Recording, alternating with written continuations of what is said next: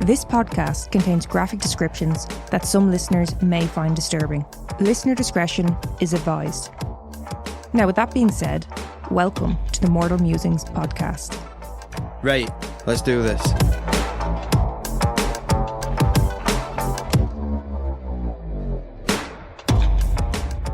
Did you hear about John Cena going to see that teenager? No. So there's a teenager, him and his mother had to flee the Ukraine. And as they were travelling, her son, he's non-verbal and he was getting, pretty upset. He didn't understand what was going on, the change that was happening. And he is a massive WWE John Cena fan. So she told him, we're travelling across Europe to meet John Cena, just to, keep him occupied on that. John Cena saw this and he was already working in Europe. So he took, when he had some time out, he travelled to Amsterdam to meet them and he spent the day with the lad. That's really nice. Isn't that lovely? I thought I'd bring you up before I bring you down. Do you know what I get from that? Mm. I didn't know he had any fans. How dare you? So I guess you can see him. Did you like that?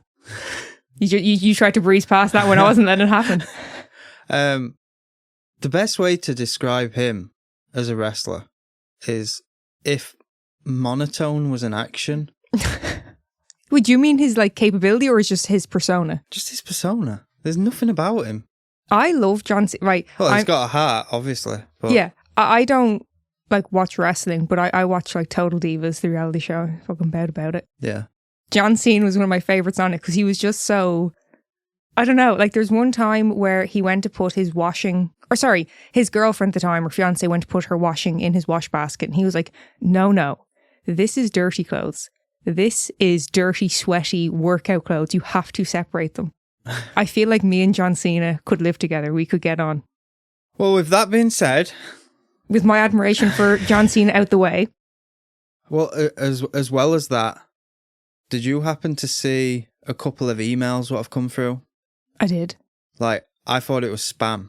I thought it was You didn't think that anyone could actually like us? Yeah, no, because you get... Who's listening to this shit? No, because we'll get people contacting us for their own needs, Can you promote this? Can you share this? It's usually they're an author of a novel or something like that, and they'll make out the fans of the show by reading a slogan back to us. Mm. So we got an email and it was someone saying, but they really enjoyed the show. And I was like, is this a bot? I don't understand. It was just someone genuinely expressing that they've listened to us and they enjoy it and keep it up. And thank you so much. It was really lovely to receive that. We appreciate you. So on that note, I'd love more of that. Give me more praise and affection. Thank you. So thank you and good night. If you don't want to email us and share your thoughts on how you think we're doing or where you'd like us to steer it next, leave a review. We hardly get many reviews. We never ask for it. Well, you are now. I am now. Now I'm coming to you. But what you just said, whether it's positive or negative, we would love to hear about. I would actually prefer, I would look forward to negative more because we can learn from it. Yeah, you saying that, it actually brings up something that we left in on one of our episodes and we were a bit unsure of whether we should or not. So during the episode on the survival of Holly Dunn, Neil actually used the words good victim. And I'm not laughing at that. I'm laughing because as soon as I looked at Neil's face, he was mortified, I shouldn't have worded that way. It was literally just one of those things where it comes out of your mouth and you go, oh, that wasn't worded the best way. I really didn't mean it. Yeah. Bad. And we chose to leave it in to show the point of how sometimes you say things, in a conversation. Yeah. And then we go on to, explain that Holly used the term survivor and all that. But if you heard that and thought, ooh, something like that, give us some feedback. Yeah. So, what are we doing today? So with Norman's interruptions done, what have you got for us today? So today we are going to be covering the Stockdale family, or more specifically, the Stockdale family murders. Is that why you just got me to watch that reality show? I did, yes. That was a little bit of preparation for you. for the episode. Who did what? Well, you're going to have to wait and see, aren't you? That's why I got you to watch it. I didn't want to give you details of the case, but I wanted you to have a little bit of background knowledge. It might be a bit easier for you to jump in if there's anything you feel I've forgotten. Okay. You get me? Because my memory is so great. Well, yeah. Well, either if you add something or, you know, you have a difference of opinion to me or what have you. So we'll get into it. Norman again. Norman, I sensed it was you. So, right, we're back after Norman's calmed down again. Well, he clearly had something to say about this case. Yeah. Where were we? So we're about to get into it. We're trying to start it. Okay. So the Stockdale family consists of Kathy, her husband Tim, and their 4 sons. Calvin, Charles, Jacob, and James. Right. I was waiting for this. Right. I'm so happy that name's come up. I don't know if anyone else has noticed this from... Holly Dunn. Was it the Holly Dunn episode? Mm-hmm. Megan can't say Jacob. Jacob. Jacob. Jacob. It's a B. It's a street name. Jacob. So Kathy and Tim are devoutly religious and they really want to instill their values and beliefs into their sons. Originally living in the city, they chose to move to a farm in a rural area of Ohio, and this allows them to grow the majority of their own vegetables as well as raising their own meat. They had some concerns over the dangers of the city, with Tim stating that the day they were actually moving, they heard gunshots and they knew they were making the right decision. Which is fair enough, when you say. Oh. What's wrong? I took it the other way around. When he said... Oh, when he got to the country, they heard gunshots. He was like, we're home, lads. Yeah, that's what I thought he meant. No. Oh. No, but like, as far as that goes, the safety issues, I can understand. You know, you're raising 4 kids and, you know. The other side of it is they're wanting what they would consider a more wholesome lifestyle for their boys. Now, does that sound familiar? Ed Gein's mother. Yeah. I'm not saying that's the case here, of course, but it just sounds like, you know, get away from the city of sin. Let's go out to the country. Now, the boys had a very strict, conservative upbringing. They were very sheltered from modern life, wouldn't you say? Just a bit. Yeah. They were not allowed to date, and their parents specifically worried about that, stating the, quote, physical dangers of dating. Like, clap? Well, I took it, like when I heard physical dangers, I immediately went the STD route. But according to their mother, she was more worried about pregnancy. Yeah. Television and video games were prohibited. There was no rap music, and of course, no fucking cursing. You like that? You were cursing to it? Do you feel clever? I do, yeah. Kathy and Tim would use a token system in their household, and in order to benefit from privileges, the boys would have to pay with tokens.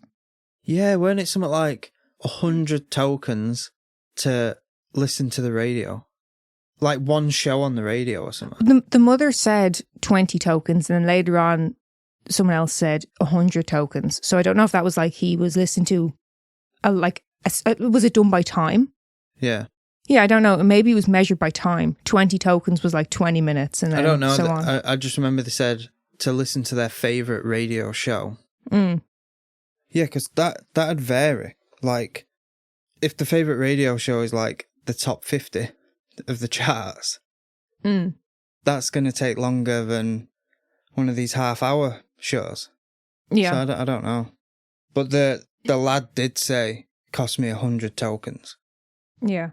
But the token system as well, it weren't just the work they'd done, it was their attitude. If they were spiteful but they had to do the work, they didn't get as many tokens. Yeah, they talk about how just because you've done the job doesn't mean you've done the job well. Yeah. So these tokens, they were earned from doing chores around the house, like you were just saying. Mm-hmm. And their parents felt it was important for their children to learn the value of hard work and to never expect a handout. Now, I find this to be a strange point of view. Well, hang on, let me give you my reason. Okay. My reason being is, yes, okay, I fully understand wanting your kids to, you know, be hardworking and responsible. It will help them in life. But so will experiencing other aspects of modern life. Yeah. And how the world operates now. Yeah. So it's kind of like one side you're like really strict, the other you're like, you can't experience it at all. Yeah. Do you get what I mean? Yeah. No, like working for your money. Like when I was a kid, my parents very rarely just gave me money. Yeah. You know, like I'd have to wash the pots, vacuum, clean the car. See, I tell you where I come into this. Now, look, I don't have kids. You know, you might tell me to shut the fuck up. I don't know what I'm on about.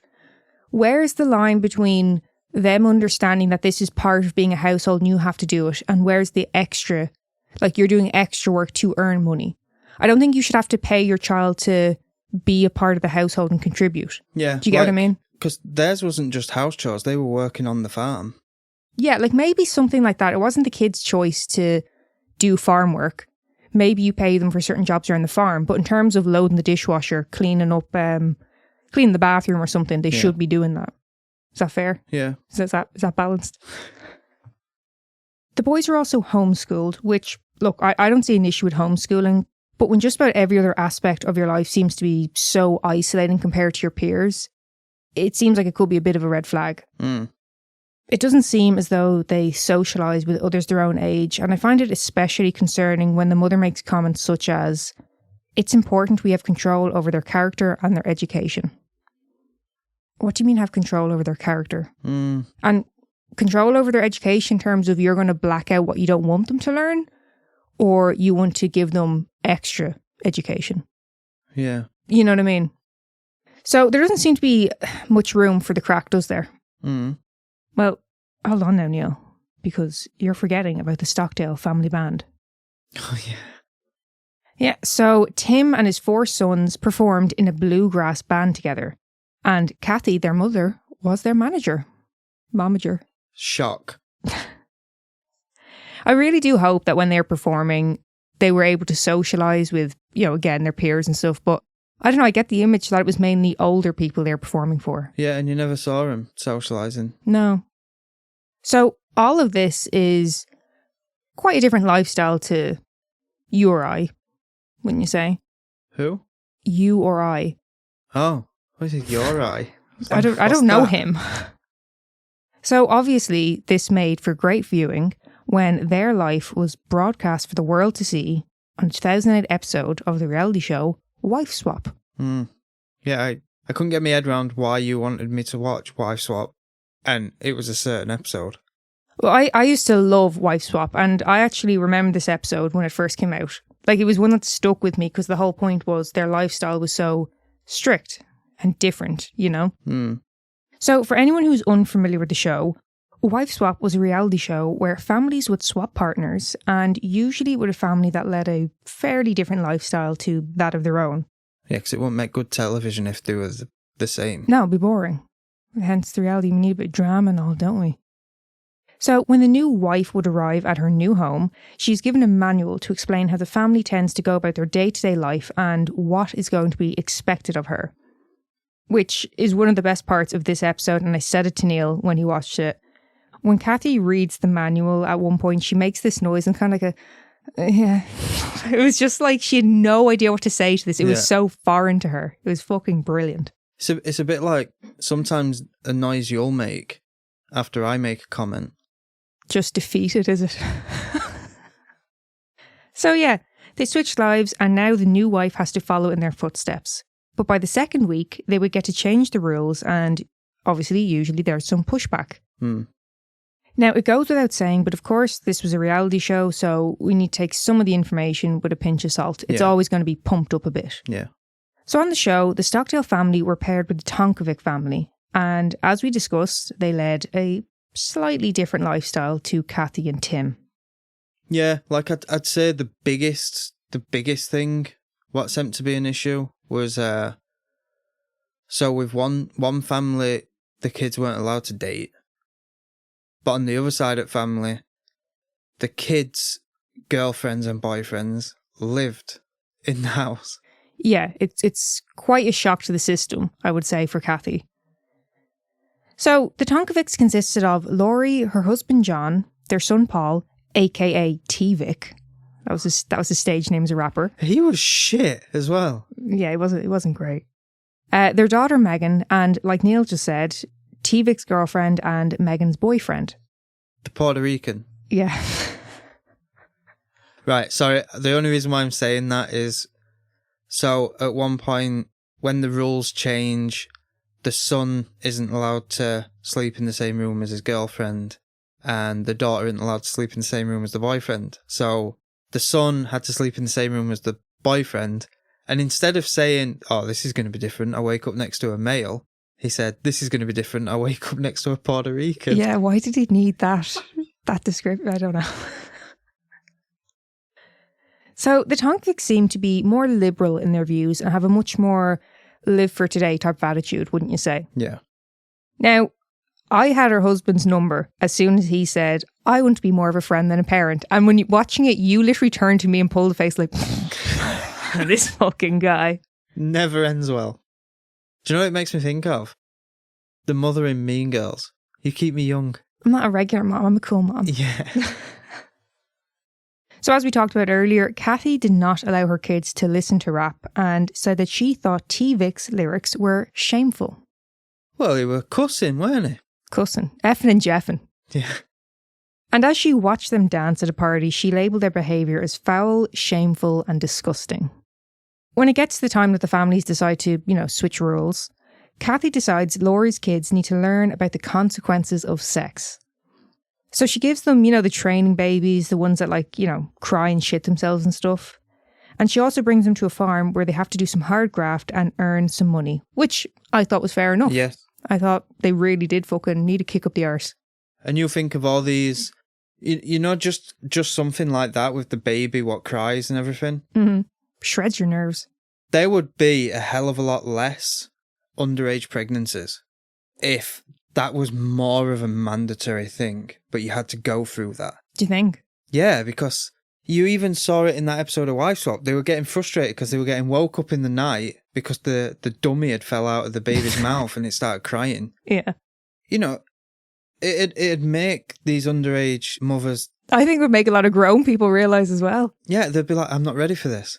But something that annoys me talking about that? I know me and you have discussed it. When we were in school and we were given sex education, we were taught all about reproductive system, but nothing about safe sex. Nothing to do with STDs or anything. I know it's a slightly different conversation, but just... We were putting Johnnies on cucumbers. We didn't have that. We weren't taught anything. There was a girl in my class.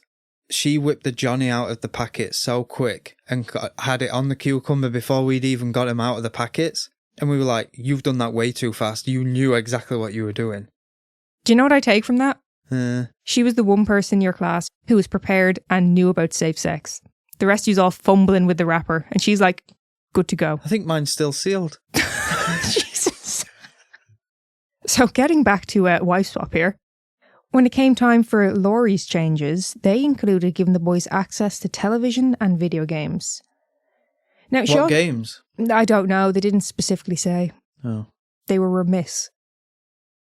What sort of TV shows did they watch? I'm not sure, Neil. No, were they allowed to watch anything with profanity? Or I'd imagine they probably were allowed to watch sitcoms. Something that's kind of just... Actually, saying that, I'm pretty sure in the episode you can see him playing Call of Duty, which is graphic. Yeah. I can't imagine they were allowed to play GTA though. So that mother really took the piss. She also wanted the boys to write raps, which I thought was a great idea because not only does it open them up to different styles, but because they were already involved in music, and at that stage they pretty much only performed covers. Well, did you see my face light up? Because I was like, that could actually work. The rap and the bluegrass. Yeah, you're on it now. You're on the hunt for that group. It's like at the minute, I'm listening to country music. Well, I always listen to country music, where it's remixed with trance and dubstep and stuff like that. Yeah, you're about it. But yeah, I did think that was a good change to make. It was massively much beneficial. needed. Yeah. Even if they decided not to go on with it, it's still, they've learned something. Yeah. Wait, so I still don't know. Who's the killer? You don't need to know. Oh. We'll get to it. Laurie also wanted the two eldest boys to try dating, which was initially met with some backlash, not just from the father, but the boys themselves as well. I mean, one of the lads, you could see he was physically upset over it. Yeah, he were crying.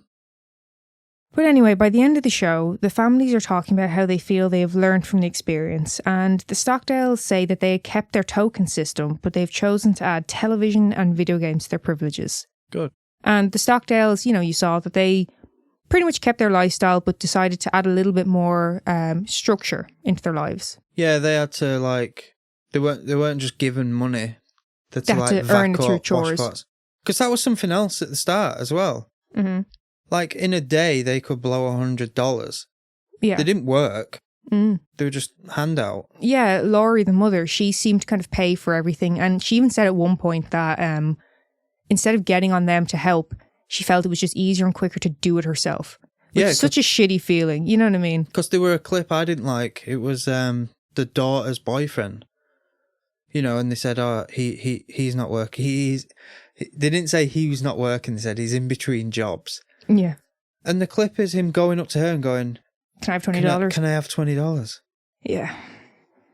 And she gave it him. She did. So moving on a few years. On the 15th of June 2017, nearly a decade on from their appearance on Wife Swap, a 911 call is placed from the Stockdale home at 4:36 p.m.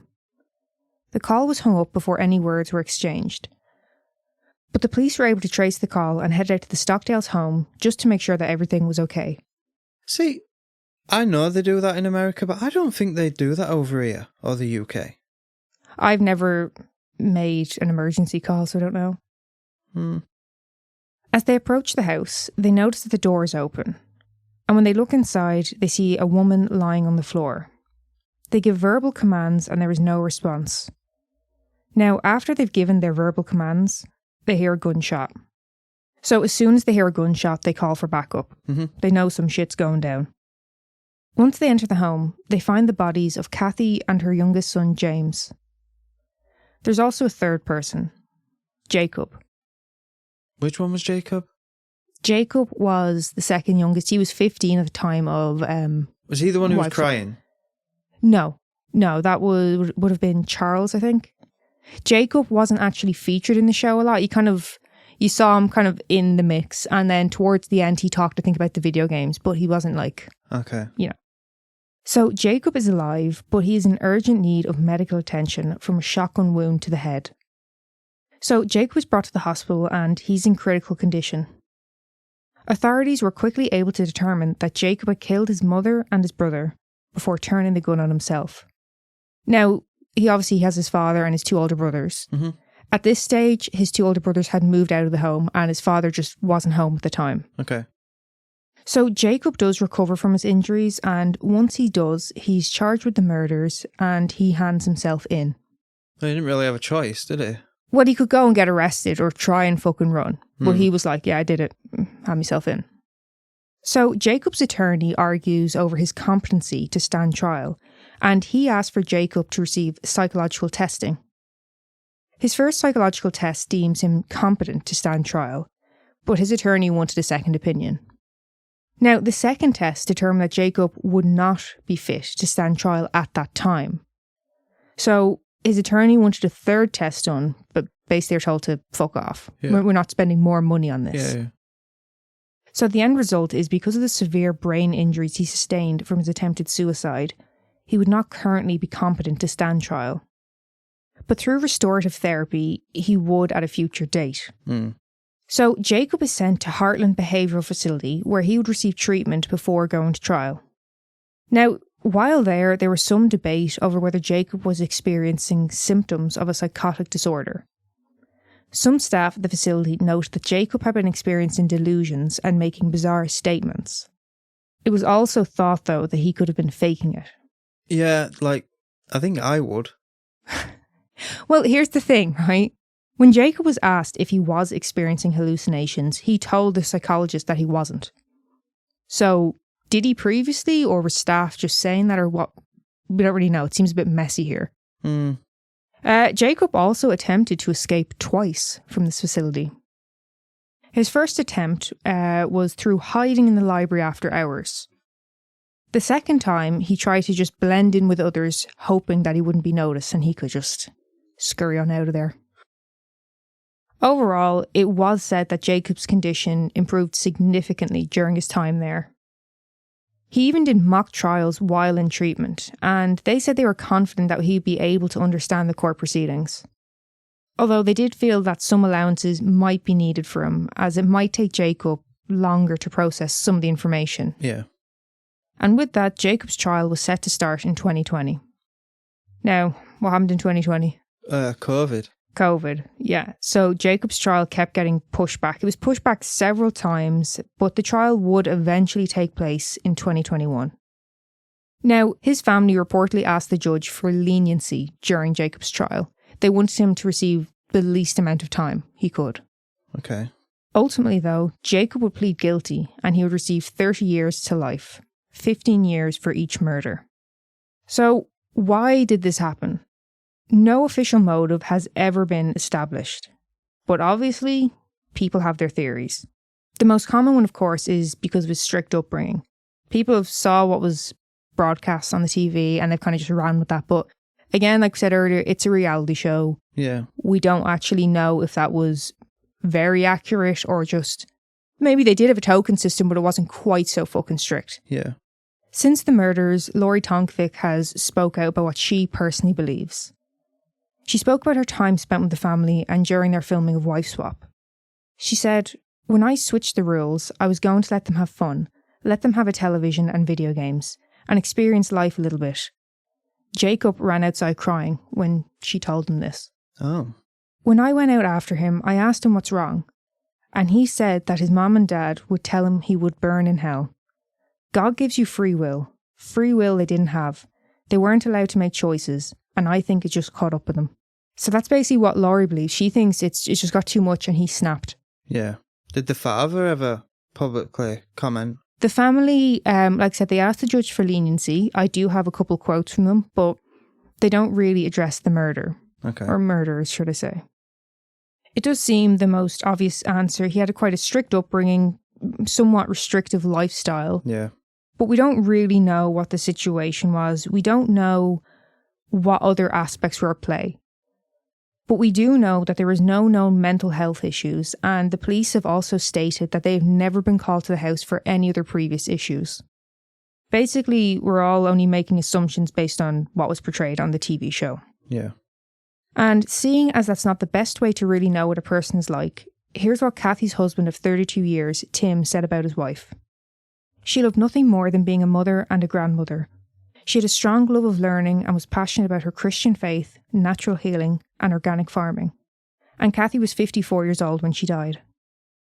James' brother Calvin said, "James, our youngest brother, he has always been a catalyst of family fun. He leaves behind many friends and family that loved him dearly." And James was just 21 years old when he died. So was he the little blonde one? He was, the youngest. He was 11 at the time of filming for the TV show. Okay. I'm going to have to watch it back now to see which one Jacob were. The little one. But you just said the other one was the youngest. Who?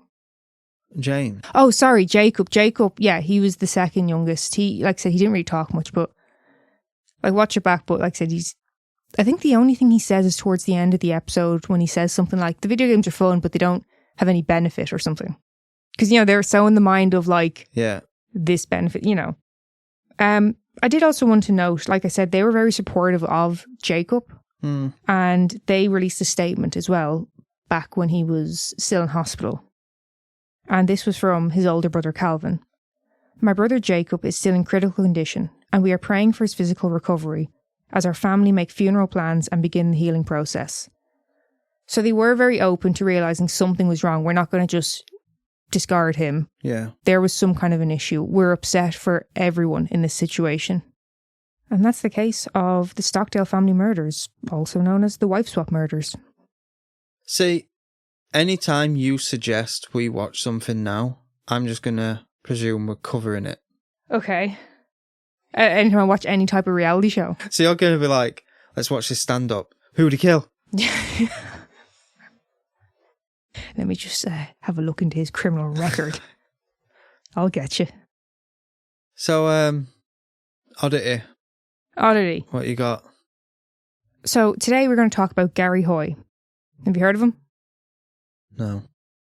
Okay. So on the 9th of July, 1993, Gary Hoy was giving a tour around the law firm where he worked to a group of law students. Now, before Gary was a lawyer, he was an engineer. So something that Gary would apparently do a lot, a bit of a party trick, I suppose, was throw himself against the windows of the building. And, I said he was an engineer. Was that a party trick? Well, because he was previously an engineer, it was in an effort to show just how well built the windows are and how they're unbreakable. Okay. Can you see where I'm going with this? Is someone going for a dive? Well, Gary threw his body at the window, full force. The window did not break. Oh. He did it a second time. The glass still didn't break, but the entire frame did pop out. So, can you fucking imagine? Like, this guy is obviously fucking shatterproof, brilliant, great construction. Yeah. Or whatever you say, I don't know. The frame falls out. Gary's fucking out the window. He falls 24 floors to his death. Can you imagine what that was like for all these students just stood there? Because bear in mind, they're all gathered around. He's like, look at this. Yeah, but couldn't he have used a chair or something? Why does he have to use his own body? Yeah, apparently he's done this loads. He done this loads and it was always all right, but the frame was... do it again? Well, clearly not. I hope no one else does. Well, poor old Gary, he was only 39, and a colleague said of Gary, a superb lawyer and one of the most personable people you could ever meet. He'll be sorely missed. Poor old Gary, huh? Yeah. Isn't that crazy? Like, do you know what it is? It's one of those things, you ever do something stupid or dangerous, like maybe when you were like teenage... Yes. I was going to say maybe when you were a teenager, and you think, could you imagine if I died this way? Yes. Like, you remember that time you got stuck on the fence and you're basically like hung by your bollocks? I wasn't hung by my bollocks. I was hung by my trousers. But you get what I'm saying. Gary did this loads and he thought it was fine. I still don't think you should do this, obviously. Yeah. But Gary done it so many times, he thought like, it's grand, like, not going fucking anywhere. And that one time the frame popped out and that was it. Yeah. Isn't that mad? There you go. There's the death of Gary Hoy. Oh, thanks for that. Thank you so much for listening. Find us on Patreon, TikTok, Facebook and Instagram. If you have a case suggestion or maybe even your own story, email us at mortalmusingspodcast@gmail.com.